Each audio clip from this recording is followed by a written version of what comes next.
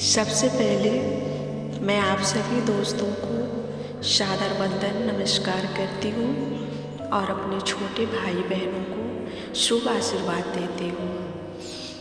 आप सभी लोग बहुत जानकार हो, फिर भी मेरे स्कूल के बच्चों ने मुझसे एक दिन कार्तिक महीने में तुलसी पूजा के बारे में पूछ दिया कि मैम इसका क्या रहस्य है, क्यों इस महीने में तुलसी की पूजा होती है।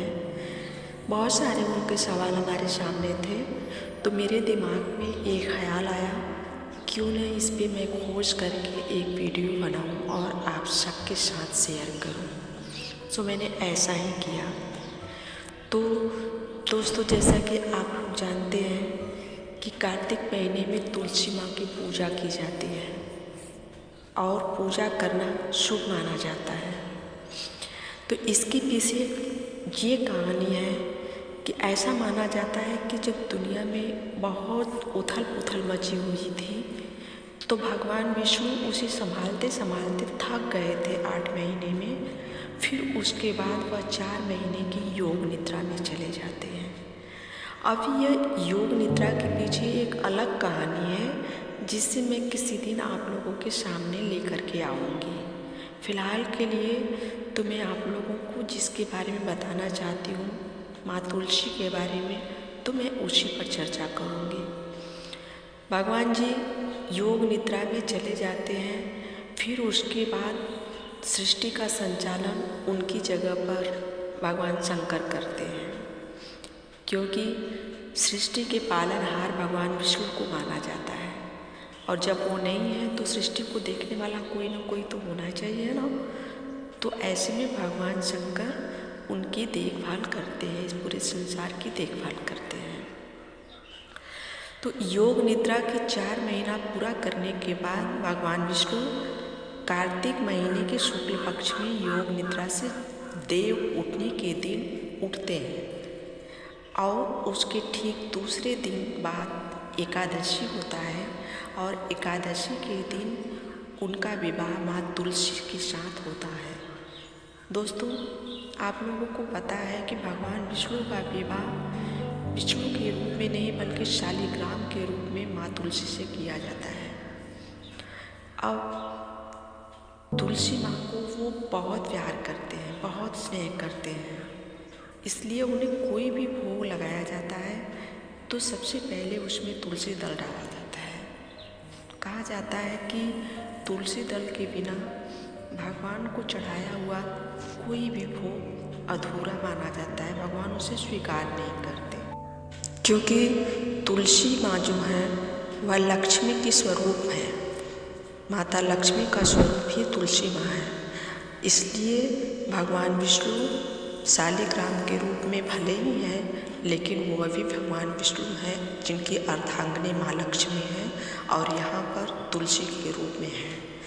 इस तरह से प्रत्येक साल कार्तिक महीने में हम सब लोग तुलसी माँ की पूजा करते हैं और तुलसी विवाह भगवान विष्णु के साथ शालिग्राम के रूप में करते हैं और यह महीना बहुत ही पावन माना जाता है। माँ तुलसी और शालिग्राम का विवाह करने से ऐसा माना जाता है कि भगवान विष्णु और माँ लक्ष्मी की असीम कृपा हम पर बनी रहती है। आइए अब जानते हैं कि तुलसी पूजन का सही विधि क्या है। तो तुलसी पूजा के लिए हमें कार्तिक महीने भर पूजा करनी है। तो इसके लिए सुबह सुबह ब्रह्म मुहूर्त में उठकर सभी देवी देवताओं को ध्यान कर अपने दिन की शुरुआत करनी चाहिए हमें। फिर इसके बाद स्नान कर साफ वस्त्र धारण करना चाहिए। स्नान के बाद तुलसी को ध्यान में रखकर जल अर्पित करें और जल अर्पित करते समय हमें यह मंत्र कम से कम 11 बार बोलना चाहिए। ओम सुभद्राय नमः, ओम सुभद्राय नमः, ओम सुभद्राय नमः। इस तरह से जल अर्पित करते समय हमें कम से कम 11 या 21 बार मंत्र का जाप करना चाहिए। फिर उसके बाद तुलसी को सिंदूर लगाएं और फल अर्पित करें। फल, मिठाई और मिश्री का भोग लगाएं, घी का दीपक जलाएं और तुलसी की परिक्रमा करें।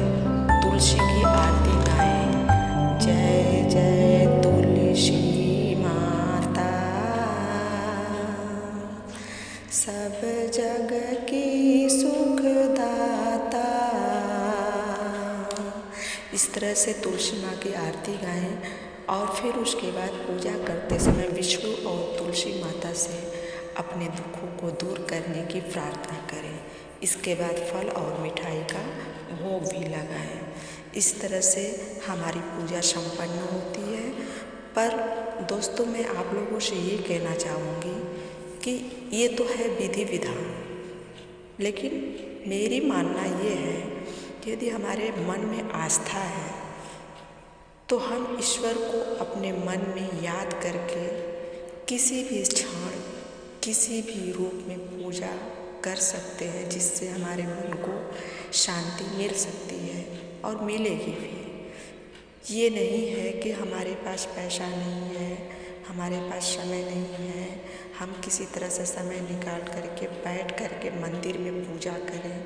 ऐसा कुछ भी नहीं है, क्योंकि कोई भी देवी देवता ये नहीं कहते कि आप सब कुछ छोड़ करके हमारी पूजा अर्चना करो। हम अपने कर्म को करते रहें और मन में आस्था बनाए रखें।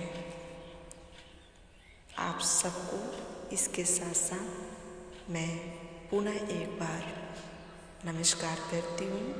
छोटे भाई बहनों को शुभ आशीर्वाद देती हूँ और कोशिश करूँगी कि मैं दोबारा अपना कोई वीडियो